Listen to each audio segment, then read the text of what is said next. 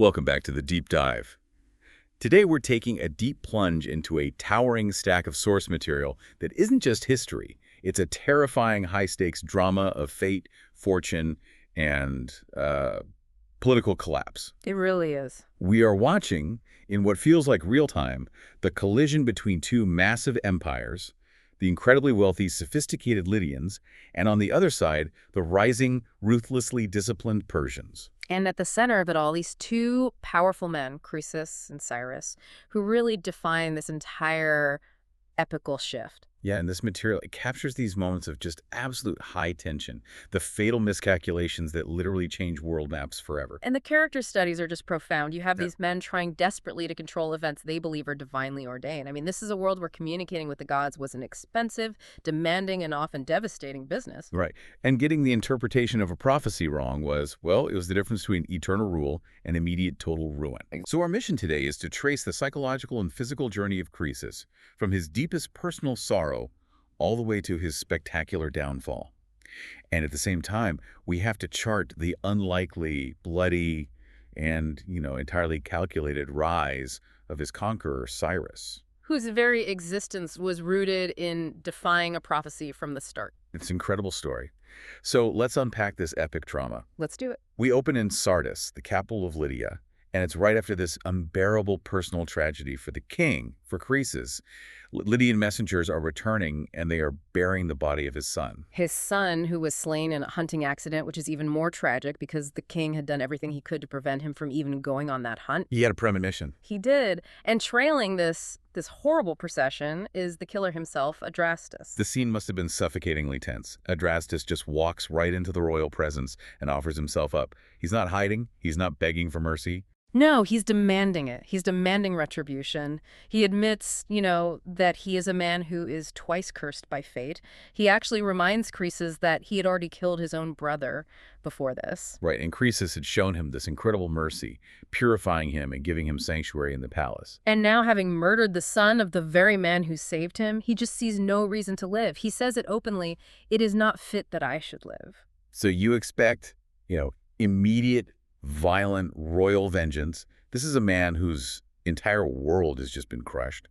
But his reaction is, well, it's profoundly unexpected. It is. Despite this overwhelming grief, he manages to show pity for the killer. He maintains this kingly composure, and he looks at the situation not as a human crime, but as a divine punishment. He sees the hand of a god in it. A devastating, almost theologically charged acceptance of responsibility. Croesus essentially absolves Adrastus. He tells him, "You've satisfied all justice by acknowledging your guilt and seeking death." So he's saying you're not the criminal here. Exactly. He sees Adrastus as just the unwilling doer of a greater evil, the work of a god, the same god who had warned him his son would be taken by an iron spear. It's a stunning moment of fatalism. He just shifts the blame from human error or malice to the divine will. But Adrastus, he can't accept that. No, the weight is too heavy for him. He's burdened by a double murder and a double betrayal, his brother, and now the son of his benefactor. Croesus's absolution means nothing to him. So what does he do? He waits. He waits until the mourning is over, the burial is complete, and the area around the sepulchre is deserted. And then, seeing himself as the most ill-fated wretch of all men, he takes his own life, right there, by the young man's tomb. Wow, so the immediate human tragedy is resolved, but only through, total devastation. Which just proves the point, doesn't it? That this was, in fact, the work of a massive, unstoppable fate. This profound personal calamity, it just submerges Croesus in 2 full years of deep, paralyzing sorrow. He's completely lost in it. He is, and he's only jolted out of this private grief by geopolitical shockwaves. He gets word of the destruction of the powerful Median sovereignty and the staggering, quote, growth of the power of the Persians under this new leader, Cyrus. So his personal tragedy, it sort of morphs into a desperate strategic mission. He needs a new purpose, and his new resolution is to forestall the increase of the Persian power before they grew to greatness. But having just seen fate deliver such a cruel blow, despite all his wealth and piety, Croesus decides he can't trust human counsel anymore. He can't even trust his own intuition. He has to verify the very nature of divination itself. This is the critical transition, that overwhelming loss. It fuels this obsessive, almost scientific need for certainty. He doesn't just want advice. He needs validated, predictive, divine knowledge. Which leads to what you could call the ultimate litmus test to the ancient world. It really is. Croesus sends specialized messengers to no fewer than 7 major oracles: Delphi, Abe, Dodona, Amphiaraus, Trophonius, Branchidae, and even the really remote one, Ammon in Libya. And the test is so meticulous. It's so rigorously structured.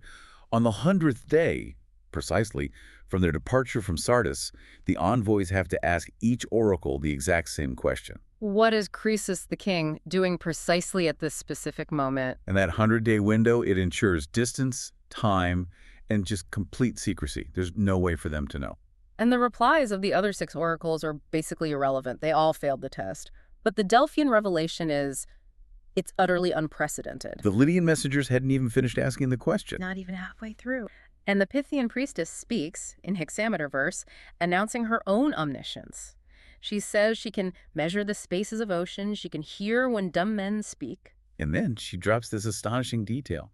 She knows the smell of a tortoise mightily armored, sodden in a vessel of bronze, mingled with lamb's flesh, covered and laid upon bronze. That is the ultimate aha moment for Croesus. It validates Delphi instantly and completely. I mean, think about the logistics of that. It's impossible. Croesus had specifically devised an act that was physically undetectable, performed in total secret inside his palace.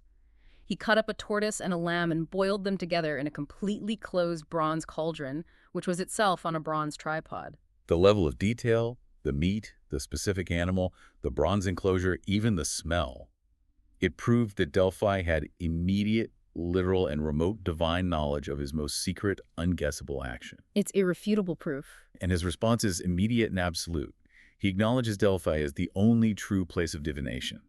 And this moves the whole story from just a spiritual consultation to a full, committed, massively expensive partnership with the divine. Absolutely. Croesus is now operating under the assumption that if he pays enough, if he invests enough, he can buy divine support for his coming war. He's trying to win the gods' favor. With a scale of offerings that just beggars belief. He offers 3,000 sacrificial beasts of every kind. He orders this huge pyre built just to burn precious goods, gold-covered couches, golden goblets, purple robes. It's a massive transfer of liquid wealth to the heavens. And the physical gifts he dedicates to the temple, they are truly staggering. They establish Lydian economic supremacy for all to see. He melts down vast stores of gold into 117 ingots. And they're precisely measured. 6 palms long, 3 wide, 1 high. 4 of them were refined, pure gold. The other 113 were an alloy. Let's just pause on that scale for a second. A talent of gold back then was probably between, 60 to 75 pounds? Somewhere in that range, yes. And Croesus dedicated a single figure of a lion made of refined gold that weighed 10 talents. So potentially 750 pounds of pure gold. Before a fire later melted it down to about 490 pounds, but still, that single object represents a liquid asset base that only a global superpower could possess. And that's not all. He also sends 2 gigantic bowls, 1 silver, 1 gold. The silver one was so large it held 609-gallon measures. It was a mixing bowl for festivals. These aren't just gifts, they are permanent physical monuments to Croesus's wealth and his piety, integrating his limitless treasure into the religious landscape of the entire Greek world. He even dedicates a golden female figure, 3 cubits high, supposedly a statue of his baker. He's immortalizing even the servants of his wealth. He is cementing a contract with Apollo.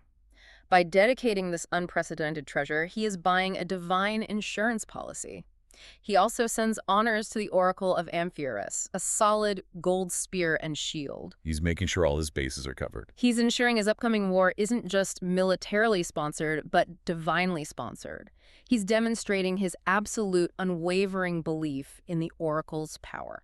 So now that the terms are set and let's say the price has been paid, Croesus asks the 2 crucial questions that are going to define his entire future. Number 1, shall he send an army against the Persians? And number 2, shall he take an allied host with him? And the response from both Delphi and Amphiaraus is identical, but it's perfectly veiled in ambiguous language. They tell him if he attacks, he will destroy a great empire. And they advise him to ally with the mightiest of the Greeks. And Croesus is.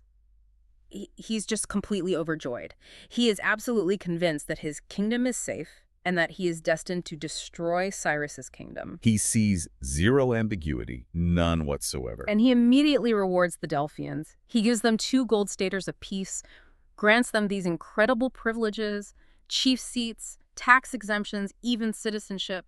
He believes he's achieved the ultimate control over his own destiny. But this is the moment, isn't it? This is where we have to question his wisdom. Absolutely. He had the scientific rigor to engineer that impossible tortoise test, but when he's given this profoundly ambiguous response, destroy a great empire, why didn't he ask the obvious follow-up question? Which one? Exactly, which one? That's the critical point. His piety seems to have just completely overridden his prudence. His confidence, it's fueled by the staggering validation of that first test, and now the promise of destroying an empire. It just translates directly into wish fulfillment. Who assumes the best-case scenario for himself? He does, and because the answers have been so assuring to him, he decides to press his luck.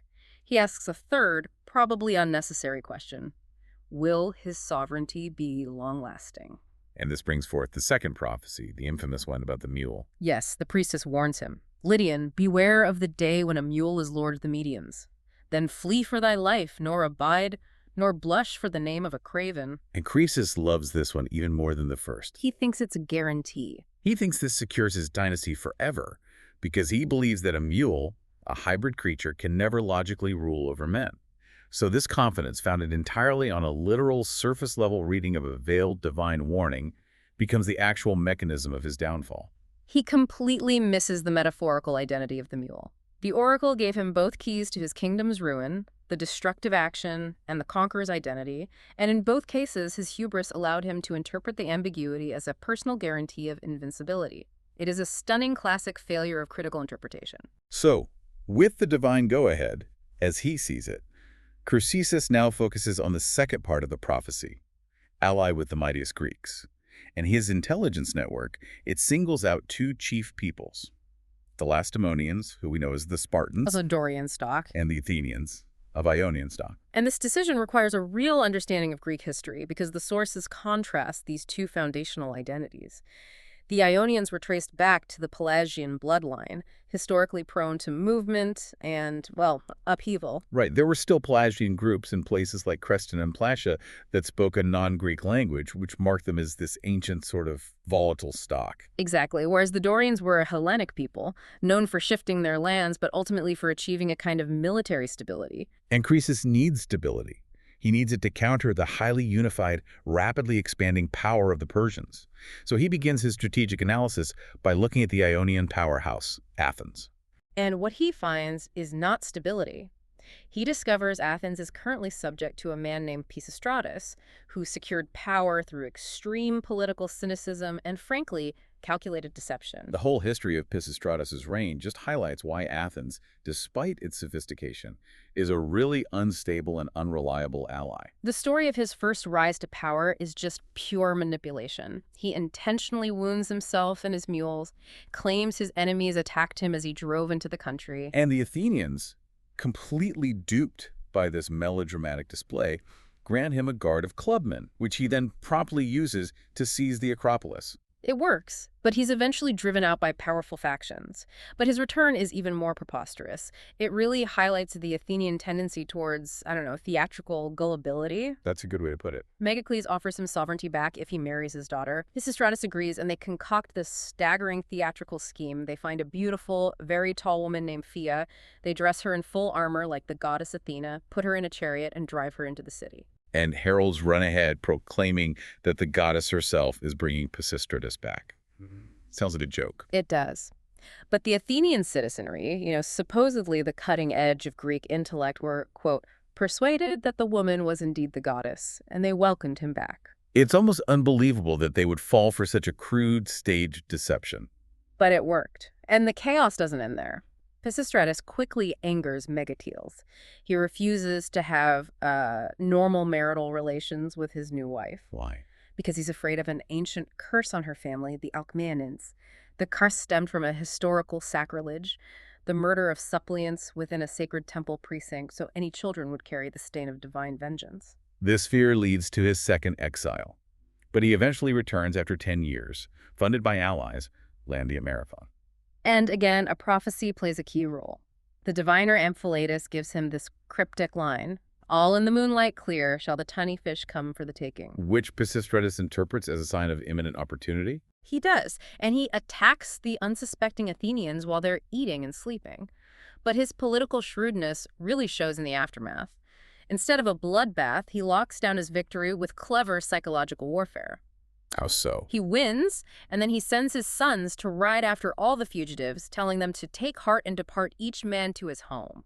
So he prevents them from regrouping and mounting a counterattack. Exactly. It secures his final permanent hold on power. So what Croesus sees in Athens is people who are clever, yes, but they're factionalized, easily swayed by ridiculous spectacle, and politically just completely volatile. Not a firm ally. A poor choice for a reliable, unified military partner against a highly unified enemy like the Persians. Precisely. So he turns to the Lacedaemonians, the Spartans, and they offer the exact counterpoint: stability forged through military rigor and discipline. They were once poorly governed, but their foundational laws were dramatically improved under the legendary Lycurgus. And his authority was cemented by Delphi. When he consulted the oracle, the priestess asked if he was a man or a god, which instantly gave him the mandate to enact these radical social reforms, communal meals, military focus, overturning inherited wealth structures. Still, despite this internal discipline, they had this one stubborn regional enemy, Tegea. For years, the Spartans continuously failed against them. They even fell for an early oracle that led them to invade Tegea carrying iron fetters, only to be defeated and forced to till the Tegean plain wearing their own chains. A profound humiliation. They do. To finally gain mastery, they need divine intervention again. They do. The oracle demands they bring home the bones of Orestes, the son of Agamemnon. But the location is given in this maddeningly cryptic riddle. What was it? A place in Tegea where twain winds are ever a-blowing, shock makes answer to shock, and anguish is laid upon anguish. I mean, what do you even do with that? Well, this is where Lichas, a Spartan benefactor, displays the practical, military-focused genius that distinguishes Sparta. He travels to Tegea, and he's marveling at the iron forging in a local smithy. Okay. He strikes up a conversation. The smith casually mentions finding a giant 7-cubit-long coffin while he was digging a well. And Leeches has his aha moment. Instantly, he connects the physical reality to the cryptic prophecy. The smith's bellows are the twain winds, the hammer striking the anvil is the shock, and the iron being forged, which creates weapons and causes suffering, that is the anguish. That is an astonishing level of applied critical thinking. It is. So he secures the courtyard through deception, exhumes these massive heroic bones, and brings them back to Sparta. And the consequence is immediate and permanent. The Spartans finally prevail against Tegea and go on to subdue much of the Peloponnesus. So for Croesus, the contrast is perfect. Sparta is stable, military-focused, and uses cleverness for conquest. They are the clear, reliable choice for an ally. The alliance is sealed. Sparta accepts the proposal and prepares this monumental gift in return: a huge bronze bowl that could hold 2,700 gallons. Though it never actually reaches Sardis, right? It's intercepted or stolen along the way. A minor tragedy that sort of foreshadows the major one to come. But before Croesus can march, we get this moment of crucial, practical foresight that he completely ignores. A profound piece of geopolitical counsel from Sandanus the Lydian, Who delivers this super strategic warning: do not attack the Persians. and his logic is devastatingly simple and just utterly comprehensive. He explains that the Persians are poor. They wear leather, they drink water, they have nothing to lose, their diet is simple, their life is hard. So if Croesus wins, he gains. What? Nothing. A small kingdom of impoverished fighters. There's no wealth, no luxury, no prize worth the risk. But the danger of losing is existential. Sandanus warns that if Croesus loses, the Persians, having tasted the unparalleled wealth and comfort of Lydia, the fine robes, the lavish food, the wine, they will cling so close to those blessings that Croesus will never be able to dislodge them. It's a pure negative gamble for Croesus. There's no upside. None. But Croesus, blinded by the prophecy's promise to destroy an empire, just dismisses this profound strategic assessment. He ignores the counsel of prudence, he crosses the Hanless River, the established boundary, and commits his army to war. The first battle in Poileria is intense, but it's indecisive. Which should have been his second warning. But instead, he commits his ultimate catastrophic error, and it's rooted in just arrogant certainty. He feels his forces are inadequate for a definitive victory, so he decides to retreat to Sardis. And crucially, He disbands the non-Lydian part of his army. he sends them home. He tells them to come back in 5 months, believing that Cyrus would adhere to the conventional calendar of warfare and wouldn't attack during the winter. He assumes the Persian timeline will mirror the Lydian or the Greek one. It's hubris, defined. He assumes time is his ally, giving him months to assemble his full allied force from Egypt, Babylon, and Sparta. And he fails to realize that Cyrus, the mule, operates outside convention, outside the norms of inherited power and seasonal warfare. By disbanding his army, Croesus ensures his own doom. He leaves himself completely exposed to an immediate counterattack. And the signs of impending disaster, they start arriving too late. Snakes begin swarming the outer city, and Croesus's horses start devouring them. The interpreters warn him this means a foreign army will conquer the land. The snakes are children of the earth, the Lydians. The horses are foreign foes. But the messengers reporting this are delayed. The foreign foe has already arrived. Yes. Cyrus, hearing that Croesus had disbanded his auxiliary forces and retreated, immediately recognizes this colossal strategic gift. He ignores the 5-month break and marches with incredible speed. He brings the war to Sardis, catching Croesus completely off guard, overwhelming his unprepared, much smaller force. And the Lydians, legendary cavalrymen, the most valiant nation in Asia, they ride out to meet the charge. But Cyrus, fearing their superiority on horseback, uses this astonishingly simple and brilliant tactic. The one counseled by his general, Harpagus. Exactly. He gathers all the baggage camels, mounts soldiers on them, and places them before his regular infantry. Which is just a moment of pure psychological warfare. Pure genius. Because horses, fundamentally, are terrified of the sight and, even more critically, the smell of camels. So the Lydian cavalry is rendered instantly useless. Instantly. Their war horses, terrified, turn tail and flee. They're unmanageable in the face of this grotesque, stinking, mounted challenge. This single, innovative decision crippled the Lydians' greatest military asset before the fighting even really began. And yet, despite that shock, the Lydians prove their courage. They dismount and fight on foot until they're routed and driven inside the immense walls of Sardis. The siege lasts for 14 days. Cyrus is eager. He's offering rewards to the first man to scale the wall. The citadel seems impregnable, protected by high, sheer cliffs, except for one spot. This is where ancient history connects to this modern defeat, isn't it? It is. The breach happens at the one spot Meles, a former king, had neglected to fortify. The legend said that if a ceremonial lion was carried around the entire wall, the city would never fall. And Meles, assuming the height of the cliff at one spot was sheer enough, he just skipped that corner. A fatal oversight. And it's spotted by a Mardian soldier named Herodotus. He sees a Lydian soldier descend that seemingly impossible sheer cliff face to retrieve a fallen helmet. And he realizes if a Lydian can descend, a Persian can ascend. And he leads the charge. The city is taken in a chaotic, sudden rush, and in the mayhem of the city's fall, we reach the climax of Croesus's personal tragedy. And the fulfillment of the oracle. A Persian soldier, not recognizing the king, moves in to kill Croesus. And the king, utterly defeated by disaster, has probably just resigned himself to death. But the oracle is about to be fulfilled in the most profound way. Croesus' son, the boy born dumb, the one whose speaking was prophesied to mark a luckless day. He sees the immediate danger to his father, and in that terrifying instant, the force of his terror and grief breaks his lifelong silence. He cries out, "Man, do not kill Croesus." The prophecy is fulfilled in the very act of the king's life being saved.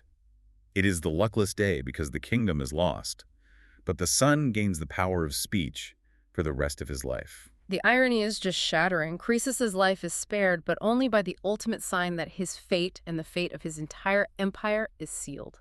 So Cyrus takes Croesus prisoner, and he orders this massive pyre to be built. And places Croesus and 14 Lydian boys upon it. His motives are a bit uncertain, maybe a sacrifice, maybe a vow, but critically, maybe a test. A test to see if the gods would intervene for this famously pious king. As the pyre is lit, Croesus remembers the words of the wise Athenian, Solon. That no living man was blessed. And this thought, it forces this profound realization of the instability of all human affairs. He groans and he calls out Solon 3 times. And this catches Cyrus's attention, just as the flames are starting to lick the edges of the wood. Cyrus demands to know who this Solon is, why he's being invoked at the moment of death. And Croesus explains that Solon had seen his royal state and made light of it, warning him that this very reversal of fortune was inevitable. And Cyrus is seized by a profound pity. He realizes he's burning a man who was once as fortunate as himself, and the sheer instability of all human power just hits him like a ton of bricks. The core lesson Cyrus learns that day isn't about tactics, it's about the fundamental precariousness of power itself. Croesus's wealth bought him gold, but it didn't buy him immunity from the human condition or the whims of the divine will. He fears divine retribution, recognizing his own fortune could pivot just as swiftly. So he immediately commands the fire to be quenched. But it's too late. The flames are raging now. Croesus, weeping, cries aloud to the god he had so lavishly honored, Apollo praying for aid. And then the miracle. In a clear and windless sky, clouds gather, a storm bursts, and a violent sudden rain completely quenches the pyre. The effect is immediate and absolute. Cyrus accepts that Croesus is beloved of the gods. He brings Croesus down from the pyre and asks him who persuaded him to attack. And Croesus, now stripped of all arrogance, delivers his final, humbling submission to fate. He says, "It was I who did it, but the cause of all was the god of the Greeks, in that he encouraged me to send my army." His final conclusion is this universal reflection on the tragedy of ambition. No man is so foolish as to desire war more than peace, but I must believe that heaven willed all this so to be. The rich king is gone, replaced by the humbled philosopher. But Croesus, though he's a captive, he's not useless yet. Not at all. He's watching the Persians sack Sardis, and he sees a critical strategic flaw that Cyrus is missing entirely. He asks for permission to speak, and he points out that the soldiers are plundering not his wealth, but Cyrus's wealth. This is Croesus, the savvy statesman, coming back. Okay. He counsels Cyrus that the Persians are violent men by nature and poor withal. Meaning, if they're suddenly allowed to seize and hold immense personal possessions, the men who have won the most wealth will inevitably feel empowered enough to rise and revolt against Cyrus. Right. Sudden, vast, undisciplined wealth creates immediate internal instability in a disciplined army. His strategy is masterful. Croesus advises Cyrus to immediately station guards at the gates and claim that all the spoil must be paid as a tithe to Zeus. Which prevents the violent seizure of that massive destabilizing wealth while keeping the treasures consolidated under the new king's control. And at the same time, it preserves the Persians' collective piety. Cyrus is immensely pleased by this foresight and grants Croesus any boon he desires. And Croesus asks for one final thing: permission to send his chains to the god at Delphi and ask if the god is ashamed to a deceived one who served him so well. It's the ultimate, bitter, final accounting for a lifetime of devotion. The Lydian envoys go to Delphi, they lay the chains on the threshold, and they deliver Croesus' bitter question. And the priestess's response is not just an explanation. It's a fierce, rigorous, and completely devastating defense of the divine will. She gives a three-part verdict. First, no one escapes destiny. Croesus is paying for the sin of his fifth-generation ancestor, who seized the throne wrongfully. So this is generational historical debt, a price that has to be paid regardless of Croesus's personal piety. Second, she says, Apollo did try to help. He delayed the fall for 3 years, pushing back the date of Sardis' capture by diverting events, and he saved Croesus from the fire. His aid was manifest, even if it was incomplete. But the third point is the crushing final blow. It addresses the source of Croesus's pride and his eventual downfall. The fault lay entirely with Croesus himself. Apollo had warned he would destroy a great empire. The king failed the critical thinking test by neglecting to ask the crucial question: which great empire? The ambiguity was the warning, and Croesus chose the interpretation that flattered his own ego. And she then solves the mule riddle definitively. Yes, Cyrus was the mule, the son of two persons not of the same nation. His mother, Mandane, was a noble Median king Astyages' daughter, but his father, Cambyses, was a Persian who was under the rule of the Medians. So his lineage was mixed, with the inferior side being the father, making him the symbolic hybrid, the unthinkable successor. Faced with this rigorous, devastating defense, Croesus finally submits to the truth. He accepts the verdict, confessing the sin was not the gods, but his own. His rule ends not in war, but in a final, tragic realization of his own hubris. We have to shift perspective now to understand the empire that Cyrus conquered, and more importantly, the nature of the power structure he overthrew.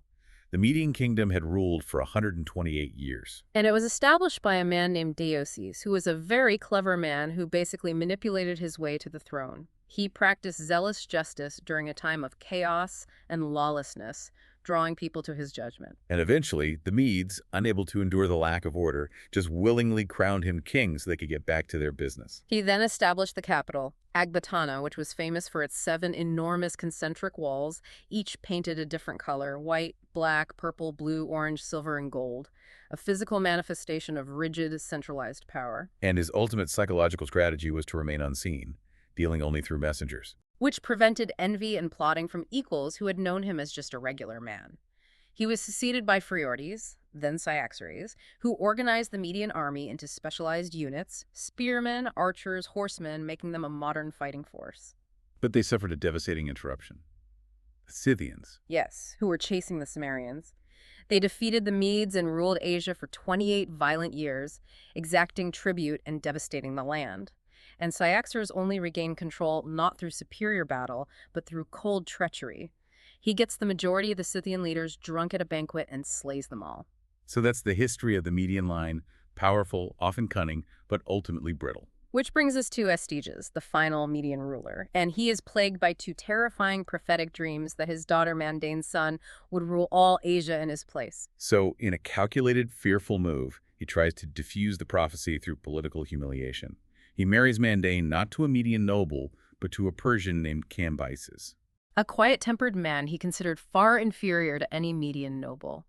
Astyages believed that by marrying his daughter beneath her station, he had guaranteed the prophecy would never come true. But then the son Cyrus is born, and it reignites his fear. He orders his most trusted servant, Harpagus, to kill the infant. And Harpagus is immediately plunged into this terrible dilemma. He's loyal, but he fears 2 things more. Astyages is old and has no male heir, so his successor might be Mandane, who would take gruesome revenge. And also, he just refuses to be the direct murderer, knowing the sacrilege of killing royal blood. So he passes the terrible responsibility to his cowherd, Mithridates, threatening him with a horrible death if he fails to expose the baby in the wilderness. And here we get this miraculous intervention that changes history. Mithridates goes home to find his slave wife, Sino, whose name in Median is Spako, meaning dog. Exactly. She has just delivered a stillborn child, and she proposes the brilliant life-saving switch.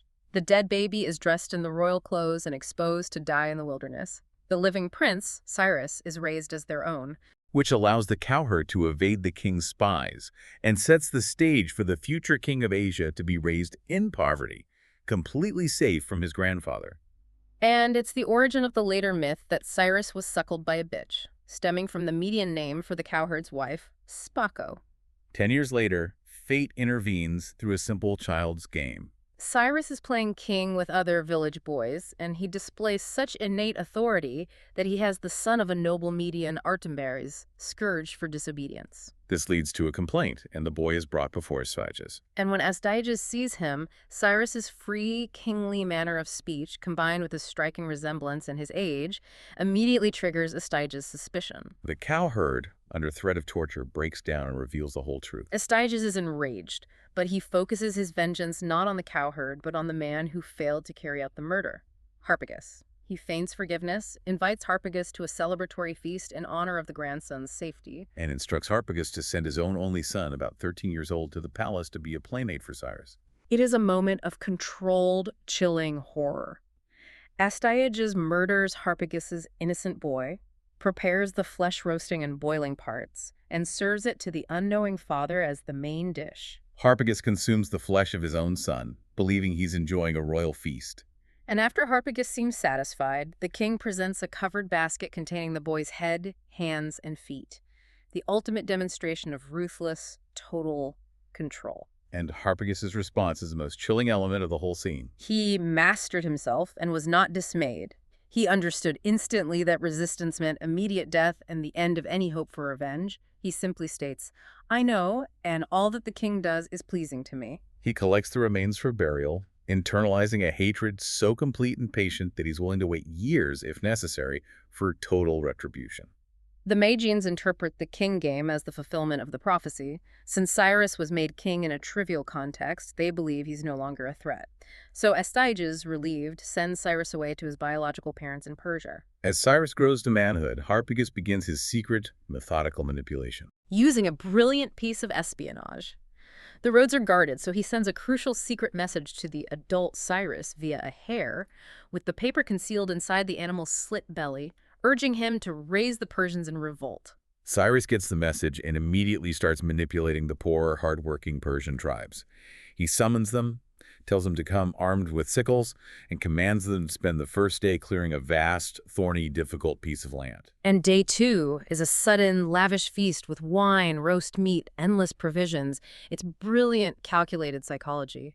After the feast, Cyrus asks which day they preferred, Yesterday was toil. Today is joy. which allows Cyrus to frame the revolt as the path to constant luxury and freedom versus endless toil and slavery under the Medes. He successfully manipulates their collective desire for comfort into armed rebellion. And Astyages, hearing of the revolt, is blinded by his own arrogance and his belief that Harpagus is loyal and cowed.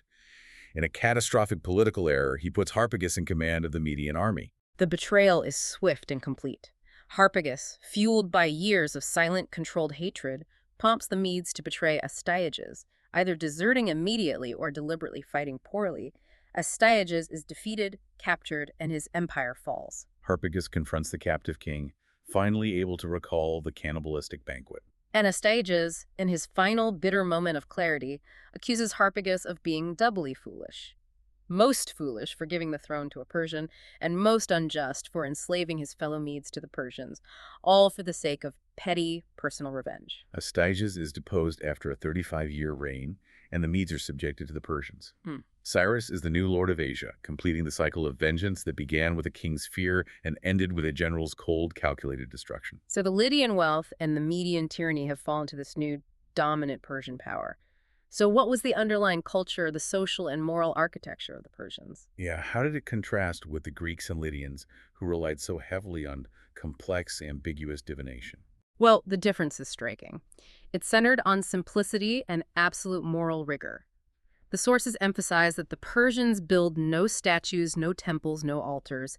They think those who do are foolish because they don't believe gods resemble men. Which is a radical theological departure from the Greek system that Croesus served so lavishly. Their worship is fundamentally elemental and communal. They worship the whole circle of heaven, which they call Zeus, but also the sun, moon, earth, fire, water, and winds. And they offer sacrifices on mountain peaks. And the ritual requirements enforce collective allegiance over individual gain. During a sacrifice, a man has to wear a wreath, and his prayer must include not only himself, but explicitly the king and all the Persians. It enforces unity and piety towards the state. Socially, they have these distinct, highly prioritized customs. The most honored day is one's own birthday, celebrated with abundance, sometimes whole animals roasted, a sharp contrast to their otherwise simple diet. And their approach to major decisions reveals this remarkable psychological effort to achieve balance. The dual consultation method, right. They deliberate about the gravest matters while they're drunk, then they confirm the decision when they're sober, and vice versa. If they deliberate soberly, they have to revisit it when they're drunk. It suggests they wanted to approach crucial issues from two opposing psychological states, uninhibited emotional honesty and rational calculation, before they committed to anything. But the truly defining feature of Persian culture is its moral code. It's built on rigorous control and simplicity, which stands in stark contrast to the luxurious excess of Lydia. And their education system is the perfect reflection of this code. It is. Boys, from age 5 to 20, are taught only 3 foundational things: writing, archery, and truth-telling.